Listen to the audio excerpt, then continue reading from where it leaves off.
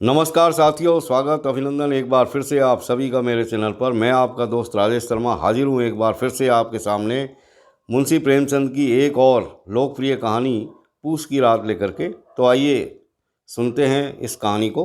हल्कू ने आकर स्त्री से कहा, सेहना आया है, लाओ जो रुपये रखे हैं उसे दे दूँ, किसी तरह गला तो छूटे।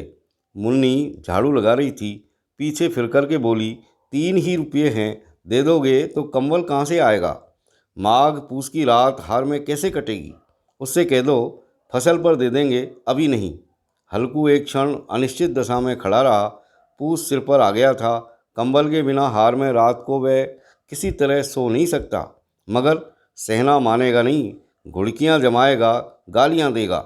बला से जाड़ों में मरेंगे, बला तो सिर से टल जाएगी। यह सोचता हुआ वह अपना भारी भरकम डील लिए हुए, जो उसके नाम को झूठ सिद्ध करता था, स्त्री के समीप आ गया और खुशामद करके बोला, दे दे, गला तो छूटे, कंबल के लिए कोई दूसरा उपाय सोचूंगा।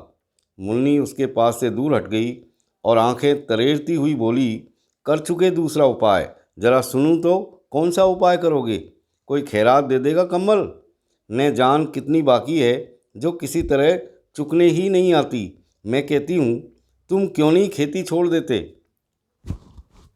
मर मर कर काम करो, उपज हो तो बाकी दे दो, चलो छुट्टी हुई। बाकी चुकाने के लिए ही तो हमारा जन्म हुआ है। पेट के लिए मजूरी करो, ऐसी खेती से बाज आए, मैं रुपये न दूंगी न दूंगी। हल्कू उदास होकर बोला, तो क्या गाली खाऊं? मुन्नी ने तड़फ कर कहा, गाली क्यों देगा, क्या उसका राज है? मगर ये कहने के साथ ही उसकी तनी हुई भौहें ढीली पड़ गई। हल्कू के उस वाक्य में जो कठोर सत्य था, वह मानो एक भीषण जंतु की भांति उसे घूर रहा था। उसने आकर आले पर से रुपये निकाले और लाकर हल्कू के हाथ पर रख दिए। फिर बोली, तुम छोड़ दो अब कैसे खेती। मजूरी में सुख से एक रोटी तो खाने को मिलेगी, किसी की धौंस तो नहीं रहेगी। अच्छी खेती है, मजूरी करके लाओ, वह भी उसी में झोंक दो, उस पर धौंस। और हल्कू ने रुपये लिए और इस तरह बाहर चला मानो अपना हृदय निकाल कर देने जा रहा हो। उसने मजूरी से एक एक पैसा काट काट कर 3 रुपये कंबल के लिए जमा किए थे। वे आज निकले जा रहे थे। एक एक पग के साथ उसका मस्तक पानी दीनता के भार से दबा जा रहा था। पूस की अंधेरी रात, आकाश पर तारे भी ठिठुरते हुए मालूम होते थे। हल्कू अपने खेत के किनारे ऊख के पत्तों की एक छतरी के नीचे बांस के खटाले पर अपनी पुरानी गाड़े की चादर ओढ़े पड़ा कांप रहा था। खाट के नीचे उसका संगी कुत्ता जबरा पेट में मुँह डाले सर्दी से कूं कूं कर रहा था। दो में से एक को भी नींद नहीं आ रही थी। हल्कू ने घुटनियों को गर्दन में चिपकाते हुए कहा, क्यों जबरा, जाड़ा लगता है? कहता तो था घर में पुआल पर लेटा रहे, तो यहाँ क्या लेने आए थे? अब खाओ ठंड, मैं क्या करूँ? जानते थे मैं यहाँ हलवा पूरी खाने आ रहा हूँ, दौड़े दौड़े आगे आगे चले आए, अब रो नानी के नाम को।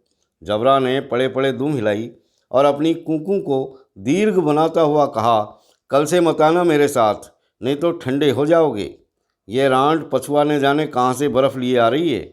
उठूं फिर एक चिलम भरूं, किसी तरह रात तो कटे। 8 चिलम तो पी चुका। ये खेती का मज़ा है। और एक भगवान ऐसे पड़े हैं जिनके पास जाड़ा आए तो गर्मी से घबरा कर भागे। मोटे मोटे गद्दे, लिहाफ, कंबल, मजाल है जाड़े का गुजर हो जाए। तकदीर की खूबी है, मजूरी हम करें, मज़ा दूसरे लूटें। हल्कू उठा, गड्ढे में से जरा सी आग निकालकर चिलम भरी। जबरा भी उठ बैठा। हल्कू ने चिलम पीते हुए कहा, पिएगा चिलम? जाड़ा तो क्या जाता है, हाँ जरा मन बदल जाता है। जबरा ने उनके मुँह की ओर प्रेम से छलकती हुई आंखों से देखा। हल्कू आज और जाड़ा खा ले, कल से मैं यहाँ पुआल बिछा दूंगा, उसी में घुसकर बैठना, तब जाड़ा नहीं लगेगा। जबरा ने अपने पंजों से उसकी घुटनियों पर रख दिए और उसके मुँह के पास अपना मुँह ले गया। हल्कू को उसकी गर्म सांस लगी। चिलम पीकर हल्कू फिर लेटा और निश्चय करके लेटा कि चाहे कुछ हो, अब की सो जाऊंगा। पर एक ही क्षण में उसके हृदय में कंपन होने लगा। कभी इस करवट लेटता, कभी उस करवट, पर जाड़ा किसी पिशाच की भांति उसकी छाती को दबाए हुए था। जब किसी तरह न रहा गया तो उसने जबरा को धीरे से उठाया और उसका सिर को थपथपाकर उसे अपनी गोद में सुला लिया। कुत्ते की देह से जाने कैसी दुर्गंध आ रही थी, पर वह उसे अपनी गोद में चिपटाए हुए ऐसे सुख का अनुभव कर रहा था जो इधर महीनों से उसे न मिला था। जबरा शायद ये समझ रहा था कि स्वर्ग यही है, और हल्कू की पवित्र आत्मा में तो उस कुत्ते के प्रति घृणा की गंध तक न थी। अपने किसी अभिन्न मित्र या भाई को भी वह इतनी ही तत्परता से गले लगाता। वह अपनी दीनता से आहत न था जिसने आज उसे इस दशा को पहुंचा दिया। नहीं, इस अनोखी मैत्री ने जैसे उसकी आत्मा के सब द्वार खोल दिए थे और उनका एक एक अणु प्रकाश से चमक रहा था। सहसा जबरा ने किसी जानवर की आहट पाई। इस विशेष आत्मीयता ने उसमें एक नई स्फूर्ति पैदा कर दी थी जो हवा के ठंडे झोंकों को तुच्छ समझती थी। वह झपट कर उठा और छपरी से बाहर आकर भौंकने लगा। हल्कू ने उसे कई बार चुमकार कर बुलाया, पर वह उसके पास न आया। हार में चारों तरफ दौड़ दौड़ कर भूंकता रहा। एक क्षण के लिए भी आ भी जाता तो तुरंत ही फिर दौड़ता। कर्तव्य उसके हृदय में अरमान की भांति उछल रहा था। 1 घंटा और गुजर गया। रात ने शीत को हवा से धधकना शुरू कर दिया। हल्कू उठ बैठा और दोनों घुटनों को छाती से मिलाकर सिर को उसमें छिपा लिया। फिर भी ठंड कम नहीं हुई। ऐसा जान पड़ता था सारा रक्त जम गया है, धमनियों में रक्त की जगह हिम बह रही है। उसने झुककर आकाश की ओर देखा। अभी कितनी रात बाकी है? सप्तर्षि अभी आकाश में आधे भी नहीं चढ़े। ऊपर आ जाएंगे तब कहीं सवेरा होगा। अभी पहर से ऊपर रात है। हल्कू के खेत से कोई एक गोली के टप्पे पर आमों का एक बाग था।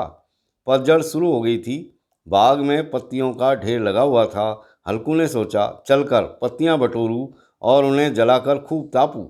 रात को कोई मुझे पत्तियां बटोरते देखे तो समझे कोई भूत है। कौन जाने कौन कोई जानवर ही छिपा बैठा हो, मगर अब तो बैठे नहीं रहा जाता। उसने पास के अरहर के खेत में जाकर कई पौधे उखाड़ लिए और उनका एक झाड़ू बनाकर हाथ में सुलगता हुआ उपड़ा लिए बगीचे की तरफ चला। जबरा ने उसे आते देखा, पास आया और दुम हिलाने लगा। हल्कू ने कहा, अब तो नहीं रहा जाता जबरू, चलो बगीचे में पत्तियां बटोर कर तापें। टाँटे हो जाएंगे तो फिर आकर सोएंगे। अभी तो बहुत रात है। जबरा ने कूं कूं करके सहमति प्रकट की और आगे बगीचे की ओर चला।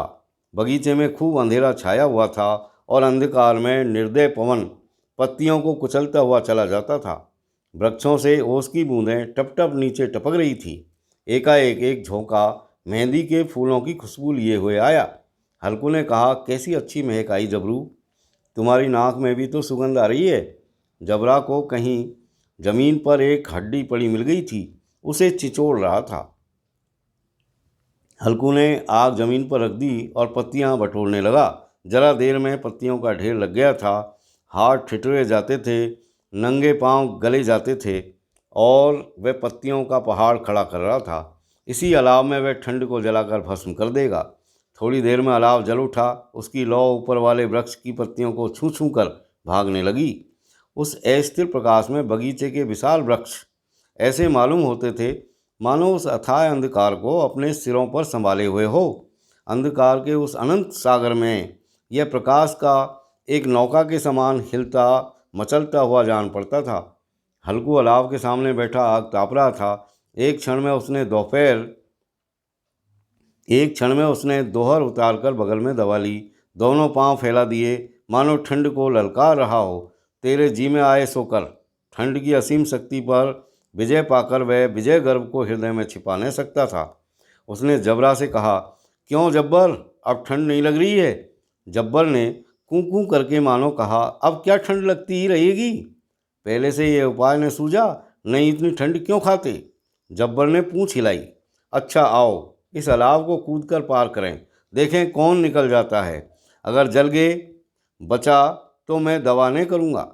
जब्बर ने उस अग्नि राशि की ओर कातर नेत्रों से देखा। मुन्नी से कल ने कह देना, नहीं लड़ाई करेगी। यह कहता हुआ वह उछला और उस अलाव के ऊपर से साफ निकल गया। पैरों में जरा लपट लगी पर वह कोई बात नहीं थी। जबरा आग के गिर्द घूमकर उसके पास आ खड़ा हुआ। हल्कू ने कहा, चलो चलो, इसकी सही नहीं है, ऊपर से कूद कर आओ। वह फिर कूदा और अलाव के इस पार आ गया। पत्तियां जल चुकी थी। बगीचे में फिर अंधेरा छा गया था। राख के नीचे कुछ कुछ आग बाकी थी, जो हवा का झोंका आ जाने पर जरा जाग उठती थी, पर एक क्षण में फिर आंखें बंद कर लेती थी। हल्कू ने फिर चादर ओढ़ ली और गर्म राख के पास बैठा हुआ एक गीत गुनगुनाने लगा। उसके बदन में गर्मी आ गई थी, पर ज्यों-ज्यों शीत बढ़ती जाती थी, उसे आलस्य दबाए लेता था। जबरा जोर से भूंककर खेत की ओर भागा।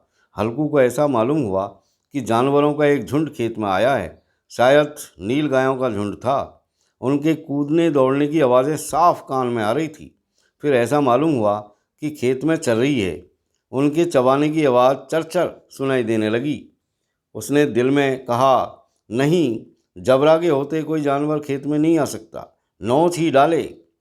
मुझे भ्रम हो रहा है। कहाँ, अब तो कुछ नहीं सुनाई देता। मुझे भी कैसा धोखा हुआ। उसने जोर से आवाज़ लगाई, जबरा जबरा। जबरा भूंकता रहा, उसके पास नहीं आया। फिर खेत के चले जाने की आहट मिली।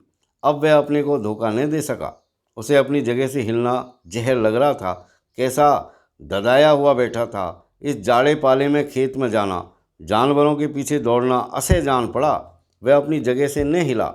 उसने जोर से आवाज़ लगाई, हिलो हिलो हिलो। जबरा फिर भूंक उठा। जानवर खेत चल रहे थे। फसल तैयार है। कैसी अच्छी खेती थी, पर ये दुष्ट जानवर उसका सर्वनाश किए डालते हैं। हल्कू पक्का इरादा करके उठा और 2-3 कदम चला, पर एकाएक हवा का ऐसा ठंडा चुभने वाला बिच्छू के डंक का सा झोंका लगा कि वह फिर बुझते हुए अलाव के पास आ बैठा और राख को कुरेद कर अपनी ठंडी देह को गरमाने लगा। जबरा अपना गला फाड़ डालता था। नील गायें खेत का सफाया किए डालती थी और हल्कू गर्म राख के पास शांत बैठा हुआ था। अकर्मण्यता ने रस्सियों की भांति उसे चारों तरफ से जकड़ रखा था। उसी राख के पास गर्म जमीन परद रही वही चादर होट कर सो गया। उसी राख के पास गर्म जमीन पर्द वही चादर ओढ़कर सो गया। सवेरे जब उसकी नींद खुली, तब चारों तरफ धूप फैल गई थी और मुन्नी की रही थी कि क्या आज सोते ही रहोगे? तुम यहाँ आकर रम गए और उधर सारा खेत चौपट हो गया। हल्कू ने उठकर कहा, क्या तू खेत से होकर आ रही है? मुन्नी बोली, हाँ, सारा खेत का सत्यानाश हो गया। भला ऐसा भी कोई सोता है? तुम्हारे यहाँ मडैया डालने से क्या हुआ? हल्कू ने बहाना किया कि मैं मरते मरते बचा। तुझे अपने खेत की पड़ी है। पेट में ऐसा दर्द हुआ कि मैं नहीं जानता हूँ। दोनों फिर खेत के डांड पर आए। देखा सारा खेत रौंदा पड़ा हुआ है और जबरा मडैया के नीचे चित लेटा है, मानो प्राण ही न हो। दोनों खेत की दशा देख रहे थे। मुन्नी के मुख पर उदासी छाई थी, पर हल्कू प्रसन्न था।